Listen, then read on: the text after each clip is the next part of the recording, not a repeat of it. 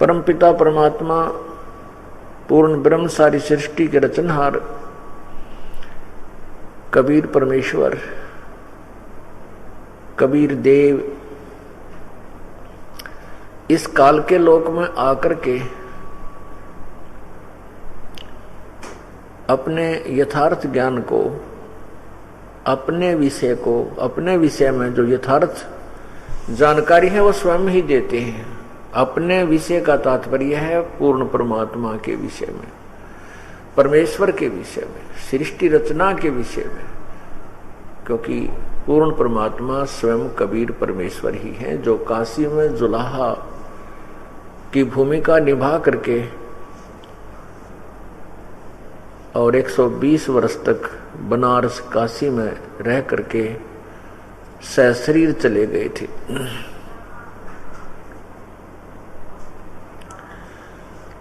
वो स्वयं ही दास बनते हैं,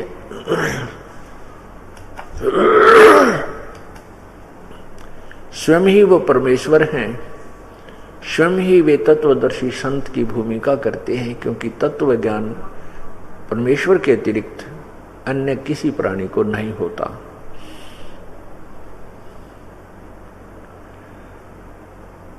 और वे स्वयं ही एक अच्छे भक्त की भूमिका करते हैं। वो हमें एक उदाहरण देने के लिए आते हैं। वो कहते हैं कि भक्त की रहनी, भक्त का जो उठना बैठना चलना बोलना व्यवहार करना, वो ऐसा होना चाहिए जैसा प्रभु ने स्वयं करके दिखाया। पूर्ण परमेश्वर होते हुए अपने आप को कबीर दास कहा करते थे।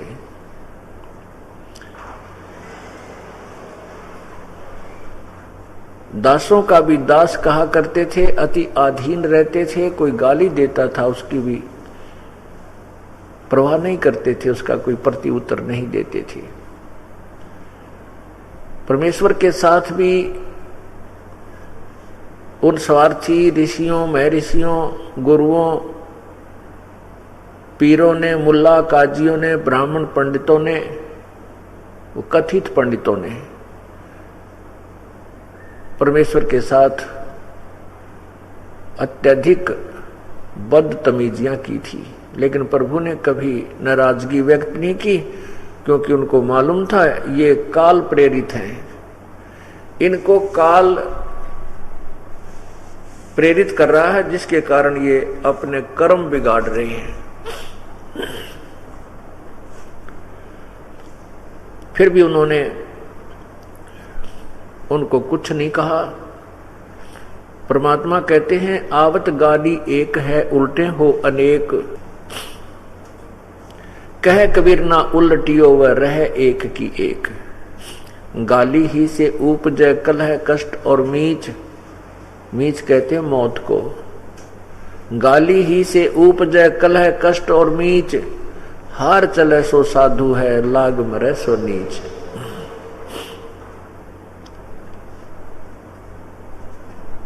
परमात्मा हमें बताते हैं कि पूर्ण परमेश्वर की प्राप्ति के लिए गुरु होना अति आवश्यक है। गुरु बिन माला फेरते, गुरु बिन देते दान, गुरु बिन दोनों निष्फल हैं, चाहे पूछो वेद पुराण।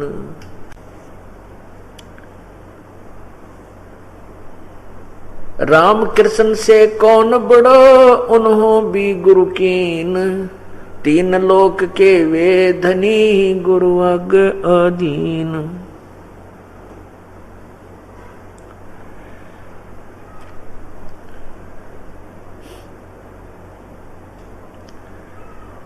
गुरु आध्यात्मिक मार्ग में गुरु की अति आवश्यकता है। उसी को प्रमाणित करने के लिए परमेश्वर उदाहरण दे रहे हैं कि राम कृष्ण जी को तो आप बहुत बड़ा मानते हैं, उन्होंने भी गुरु धारण किए थे। जैसा कि कल के सत्संग में आपको प्रमाण भी दिया था कि सुखदेव ऋषि जी ने गुरु नहीं धारण किया हुआ था, फिर भी पूर्व जन्म की सिद्धि शक्ति के कारण वो अच्छा सिद्धि युक्त नजर आ रहा था। फिर भी उन्होंने गुरु धारण करना ही पड़ा। अंत में वो बुद्धिमान थे, मान गए कहने से। गुरु के अंदर अंतर होता है, जैसा परसों के सत्संग में, कल के सत्संग में आपको समझाया था। सदगुरु वो होता है जो पूर्ण परमात्मा की भक्ति के विषय में जानकारी देता है और उसके पास पूर्ण विधि भी हो। अब ये ज्ञान दास आपको बता रहा है, इसको सुनकर ना जाने और भी कोई कर्महीन अपने आप नाम देने लग जाएगा, वो अपने कर्म बिगाड़ेगा, अपने जो ना किस्मत को खराब करेगा, क्योंकि उसको अधिकार नहीं है नाम देने का। वो अनधिकारी से उपदेश लिया हुआ वो प्राणी जिसको उपदेश देगा उसको कोई लाभ नहीं होगा, वो बहकाएगा, उसके जीवन को बर्बाद कर देगा। इतना कर सकता है। जैसे एसएस बोर्ड का चेयरमैन होता है, सरकार ने उसको अधिकार दे रखा है कि इस पोस्ट के बच्चों को आप अपॉइंटमेंट दे सकते हो, उसकी टर्म एंड कंडीशंस जो पूरी हों। तो वो अपॉइंटमेंट लेटर छपे हुए होते हैं, उनमें केवल कैंडिडेट का नाम, एड्रेस लिख दिया जाता है। तो उसको यदि कोई और व्यक्ति छपा करके ऐसे ही किसी कैंडिडेट का उसी तरह नाम लिखकर अपने दस्तक कर दे, एनीबॉडी और कोई चेयरमैन के अतिरिक्त, तो वो अपॉइंटमेंट लेटर वो नहीं चलेगा। उससे उस लड़के को सरकारी नौकरी नहीं मिलेगी। बात वही है, जो कि तुम लैंग्वेज है, सेम प्रोसीजर उसने अपनाया है जो डुप्लीकेट काम कर रहा है। उस बच्चे की अपॉइंटमेंट तभी मानी जाएगी जहां उसमें चेयरमैन के साइन होंगे और वहीं का नंबर लगा हुआ हो। बात वही होती है, You are hereby appointed for the post of such and such, your salary will be such and such, these will be terms and conditions, और नीचे वो साइन लिख कर देता चेयरमैन, तो वो लड़के को नौकरी मिल जाती है। फिर सरकार उसको पूरा लाभ देती है। और नकली व्यक्ति अगर कोई ऐसे ही बना करके अपने साइन करके दस्तक हस्ताक्षर करके दे देवे, तो वो झूठ, वो कपट कर रहा है, धोखा कर रहा है। इसी प्रकार इस दास को पूर्ण परमात्मा ने इस काल ब्रह्मांड के एसएस बोर्ड का चेयरमैन बना रखा है। इस दास के साइन से ही इस ब्रह्मांड में, 21 ब्रह्मांड के अंदर वर्तमान में इस दास के ही हस्ताक्षर होंगे तो वो नाम आपका सफल होगा। अर्थात इस दास से ही प्राप्त किया जाएगा तो आपका नाम सफल होगा। आपको फिर सरकार, अर्थात वो सच्ची सरकार, सच्चा साहेब पूर्ण परमात्मा आपको सब सुविधाएं देगा, अन्यथा नहीं देगा। ये नियम है। फिर जब आपने गुरु धारण कर लिया है तो फिर उसके विषय में बताते हैं, गुरु मानुष कर जानते ते नर कहिए अंधे, ओवे दुखी संसार में आ गए यम के फंदे।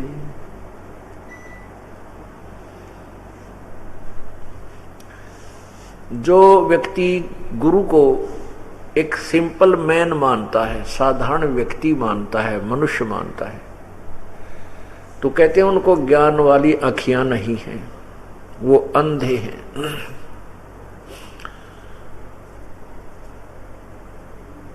फिर वो कहते हैं उनको पूर्ण लाभ उस संत से नहीं मिलेगा। होवे दुखी संसार में, फिर आज्ञा यम यानी काल के फंद, काल के जाल में वो फंसा रह जाएगा।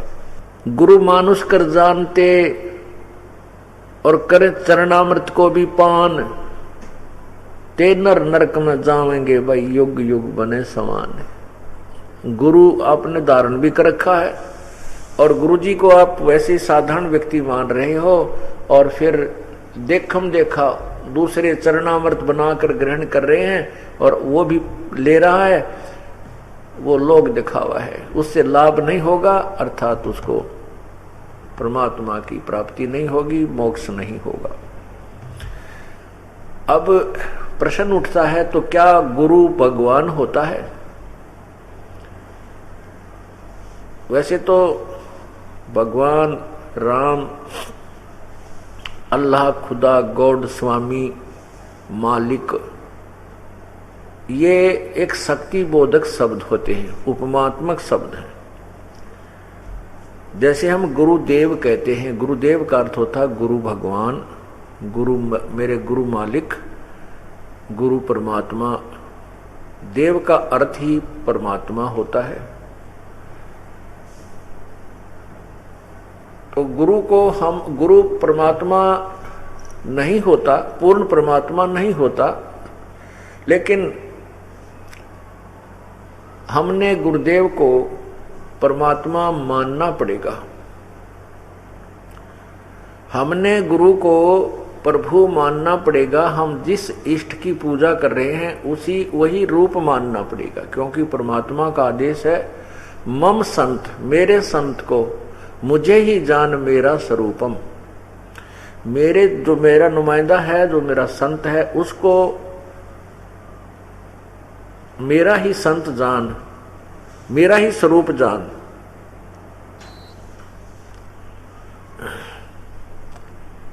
मम संत मुझे जान मेरा ही स्वरूपम। परमात्मा कहता है कि मेरे संत को, मेरे जो नुमाइंदे को मुझे ही समझना। इससे क्या लाभ होगा अपने को? भले ही वो संत भगवान नहीं है, लेकिन आपने अपने गुरुदेव को प्रभु मानना पड़ेगा, तभी आपका पूर्ण मोक्ष होगा, परमात्मा प्राप्ति हो पाएगी। उदाहरण है कि जैसे एक गणित का प्रश्न होता है जिसमें ब्याज ऋण का एक सवाल प्रश्न होता है। उसको हल करने के लिए मानना पड़ता है, मान लीजिए मूलधन 100 रुपये, जबकि वो मूलधन वास्तव जो मूलधन हमने प्राप्त करना है, उसमें प्रश्न होता है कि मूलधन प्राप्त कीजिए।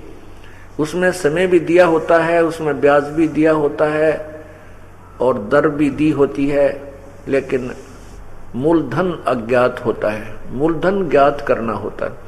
तो उस मूलधन, ये जो वास्तविक मूलधन है वो तो करोड़ों रुपए में होता है।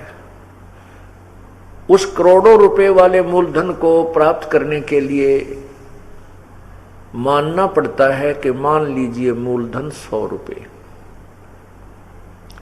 वो 100 रुपये मूलधन मानकर हम उसका जो कुछ अज्ञात टाइम भी होता है या दर अज्ञात होती है, वो दर निकाल लेते हैं। उसके बाद फिर हम उसकी फार्मूला के अनुकूल मल्टीप्लाई आदि करके, गुणा घटा करके हम वास्तविक मूलधन को प्राप्त कर लेते हैं। यदि हम 100 रुपये मूलधन नहीं मानेंगे तो हम वास्तविक मूलधन को प्राप्त नहीं कर सकते, हमारे 0 नंबर आएगा। इसलिए इस परमात्मा के प्रसन्न को, परमात्मा प्राप्ति के प्रसन्न को हल करने के लिए, मोक्ष रूपी प्रसन्न के हल करने के लिए आपको मानना पड़ेगा हमारे गुरुजी परमात्मा है, हमारे वही भगवान है जिसको हम ढूंढना चाह रहे हैं। इससे क्या लाभ होगा कि परमात्मा आपको कहीं भी दर्शन देगा, इस दास के रूप में देगा।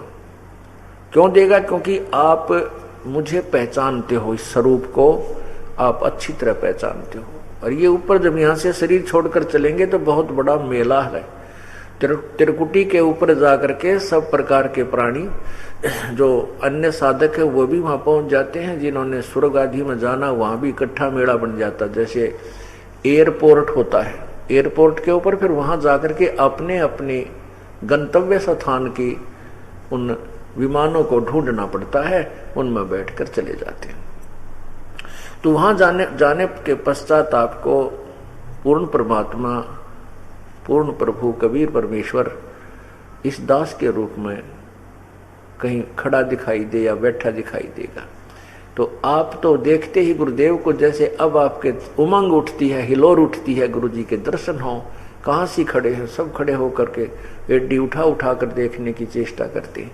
तो आपका ये स्वभाव, ये आपका जो रिहर्सल, आपकी जो ये प्रयत्न, ये वहां भी फिर ऐसा ही बना रहेगा। वहां फिर गुरुदेव आपको के रूप में परमात्मा नजर आएंगे। और जैसा आपका बोलना चालना व्यवहार इस दास के साथ आप कर रहे हो, ये एक रिहर्सल बन रहा है। ये सोच लीजिए कि हम परमात्मा के साथ व्यवहार कर रहे हैं, परमात्मा के साथ डीलिंग कर रहे हैं। भले ये दास भगवान नहीं है, ये तो दास है प्रभु का, उनका भेजा हुआ कुत्ता हूँ, आपके लिए भौंक रहा हूँ, ये अमृतवाणी सुना रहा हूँ, आपको जगा रहा हूँ। आप धनी हो, धनी व्यक्ति शीघ्र जाग जाता है, क्योंकि उसको चिंता होती है कहीं तेरा धन ना कोई चोर चोरी कर ले जावे। रात्रि के समय जब कुत्ता भौंकता है, जिसके पास पैसे रखे हों तो वो तुरंत जाग जाता है और इधर उधर देखता है, और जिसके पास कोई पैसा है नहीं, चवन्नी है नहीं, वो अपना पड़ा रहता है, सोता रहता है, वो कुत्तों के भौंकने की परवाह नहीं करता। तो ये दास जब आपको जगा रहा है, आवाजें लगा रहा है, जो बुद्धिमान लोग हैं जिनके पास पूर्व जन्म की कोई पूंजी है, वो तुरंत जाग जाते हैं, आकर्षित हो जाते हैं, चिंतित हो जाते हैं, और फिर उपदेश लेने की चेष्टा करके उपदेश प्राप्त कर लेते हैं, फिर अपना मोक्ष का मार्ग उनको मिल जाता है। तो ऐसे ही यहां जो आप रिहर्सल करते हो, क्योंकि कुछ दिनों के बाद ये धीरे धीरे सेट होगा। बहुत दिनों का बिगड़ा हुआ काम है ये, बहुत युगों से बिगड़ा हुआ ज्ञान है, बहुत युगों से बिगड़ी हुई ये भक्ति विधि है, अब धीरे धीरे स्वीकार्य होगी। ये बिल्कुल यथार्थ है, भक्ति शास्त्र अनुकूल है, इसी से जीव का मोक्ष हो सकेगा। अब जो भक्त आत्माएं आते हैं, प्रणाम करते हैं, दंडवत प्रणाम करते हैं, ये भी हमारा एक यज्ञ होता है, और इसके अंदर आधीन्य आती है। केवल देखम देखा दंडवत प्रणाम करने से लाभ नहीं होगा, हृदय से प्रणाम हो। जय गोपाल दंडवत करे पैरों पड़ प्रणाम, दुआ करो दिल पाके से ये असला असल सलाम। चाहे तो आप चाहे जय बोलो, जय जय जय बोलो हैं, और चाहे राम राम प्रणाम करो, लेकिन दंडवत प्रणाम करो। यदि आपके हृदय से, आप हृदय से नहीं कर रहे हो,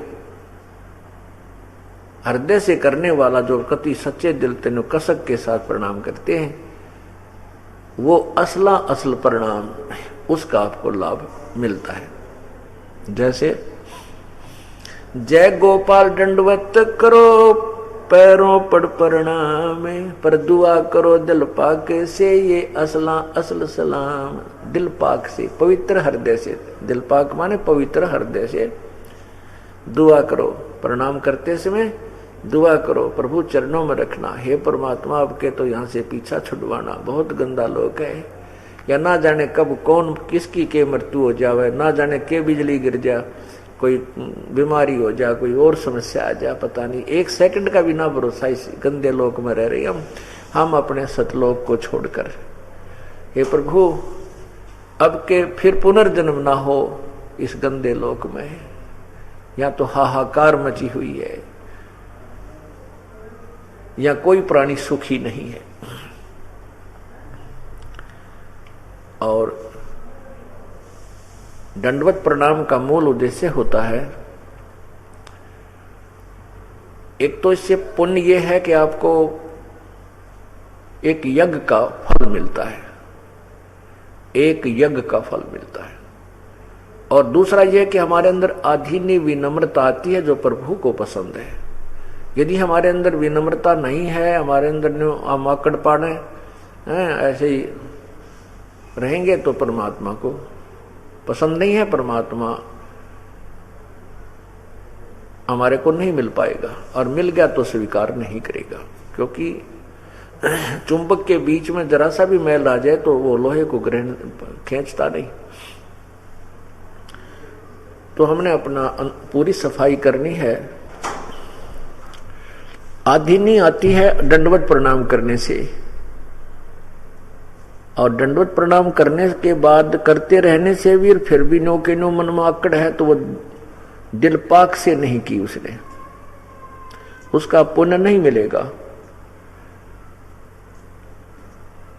तो दुआ करो दिल पाक से असला असल सलाम।